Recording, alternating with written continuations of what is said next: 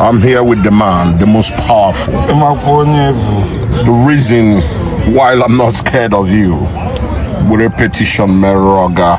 We are in what do you call this? This is a Maybird. Very beautiful.